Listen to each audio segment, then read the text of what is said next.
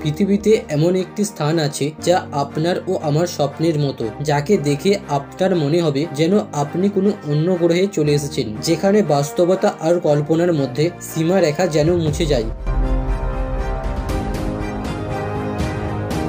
এখানে প্রকৃতি যেন তার নিজের নিয়মে চলে। এমন সব উদ্ভিদ আর প্রাণী রয়েছে এখানে যার দেখা পৃথিবীর আর কোথাও মিলবে না। দ্বীপটির নাম সুকাত্তারা, যা আমাদের কাছে এলিয়েনের দ্বীপ নামে বেশি পরিচিত।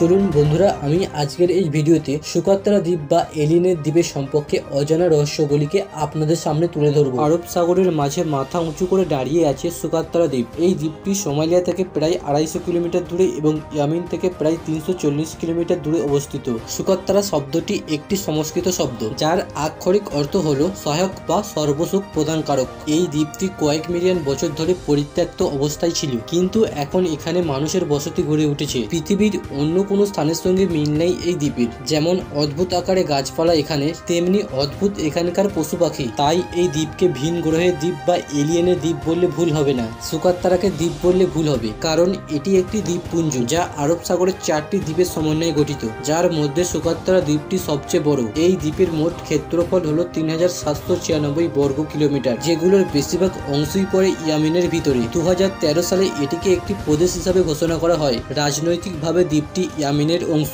কিন্তু সুকাত্তারা সহ অন্য দ্বীপগুলি ভৌগোলিকভাবে আফ্রিকা মহাদেশের অংশ, যে কারণে ইয়ামিন দেশটি দুটি মহাদেশের মধ্যে অবস্থিত একটি দেশ হিসাবে গণ্য হয়। 2008 সালে ইউনেস্কো ওয়ার্ল্ড হেরিটেজ হিসাবে ঘোষণা করে সুকাত্তারা দ্বীপকে। এই দ্বীপ একসময় গোন্ডওয়ানা নামক সুপার কন্টিনেন্টের অংশ ছিল। কয়েকটি প্রধান সামুদ্রিক বাণিজ্য রুটের পাশে অবস্থিত হওয়ায় এই দ্বীপের গুরুত্ব অনেক বেশি। সুকাত্তারার রাজধানীর নাম হলো হাদিবু। এটি এই অঞ্চলের সবচেয়ে বড় শহর। 2001 সালে প্রজেক্ট বেলজিয়ামের একদল পেলিওলজিস্ট এই সুকাত্তারা দ্বীপে হালাহ নামক একটি গুহা খুঁজে পান, যার গভীরতা অনেক। এছাড়া তারা এখানে বেশ কিছু ফলক, পাথর এবং প্রত্নতাত্ত্বিক বস্তু খুঁজে পান। এই দ্বীপে 17 লাখ বছর আগে মানুষের হাড়, অস্থিমজ্জা খুঁজে পেয়েছেন প্রত্নতাত্ত্বিকেরা। প্রাচীন যুগে এই দ্বীপটি ব্যবসা বাণিজ্যের অন্যতম কেন্দ্র ছিল। এই দ্বীপটি থেকে প্রাপ্ত পোস্টার খন্ডের বেশিরভাগ লেখাই ভারতীয় ব্রাহ্মী লিপিতে রচিত।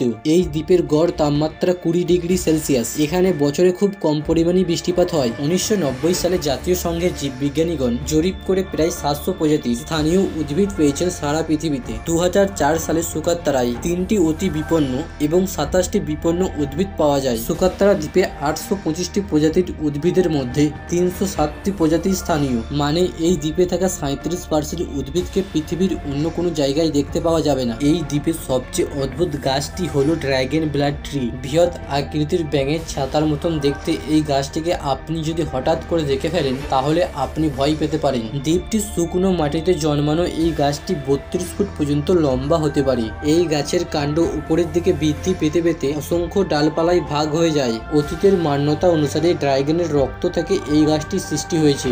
অদ্ভুত গঠনের ছাতা আকৃতির এই গাছটির থেকে লাল বর্ণের আঠালো পদার্থ বের হয়। এই গাছের আটা রং তৈরিতে এবং বার্নিশের কাজে ব্যবহৃত হয়। খুব সম্ভবত ওষুধ হিসাবে এবং প্রসাধনিক হিসাবেও এই উদ্ভিদের যথেষ্ট ব্যবহার ছিল।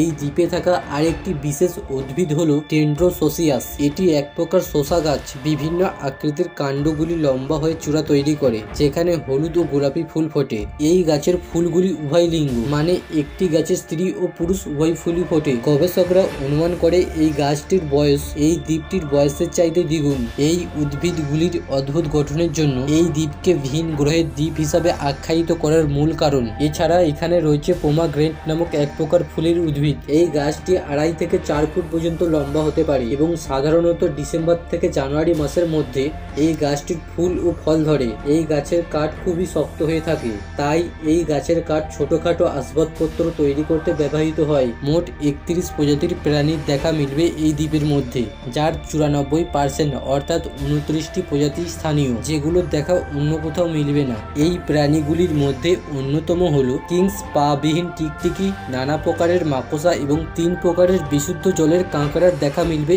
এই দ্বীপে। তাছাড়া রয়েছে বেশ কিছু প্রজাতির প্রজাপতি। তবে স্তন্যপায়ী প্রাণী হিসাবে বাদুড় ছাড়া অন্য কোনো প্রাণীর অস্তিত্ব মেলেনি এই দ্বীপে। গত 2000 বছরে এখানে মানুষের বসবাস সেভাবে না থাকলেও গড়ে উঠেছে গত 2 শতাব্দীতে। এই দ্বীপে বড় বড় কুমির ও টিকটিকির আবির্ভাব হয়েছে এবং স্থানীয় বিশেষ বৈশিষ্ট্য সম্পন্ন প্রাণীগুলি বিলুপ্তির পথে। 1999 সালে এই দ্বীপে একটি বিমানবন্দর স্থাপন করা হয়। এর আগে পর্যন্ত কার্গো জাহাজ ছাড়া এই দ্বীপে পৌঁছানোর আর কোনো মাধ্যম ছিল না। সুকাত্তারা বিমানবন্দরটি এর প্রধান শহর থেকে প্রায় 12 কিলোমিটার পশ্চিমে অবস্থিত। এই দ্বীপে জলবায়ু পরিবর্তনের নেতিবাচক প্রভাব পড়তে শুরু করেছে। পরিবেশের বিপর্যয় ঘটলে দ্বীপের অনেক উদ্ভিদ বিলুপ্ত হয়ে যাওয়ার আশঙ্কা করেছে গবেষকরা। মানুষের বসবাসের ফলে এখানে গৃহপালিত পশু পাখির পালন বেড়েছে। এই জন্য এখানে থাকা স্থানীয় প্রাণী ও উদ্ভিদ পড়েছে হুমকির মুখে।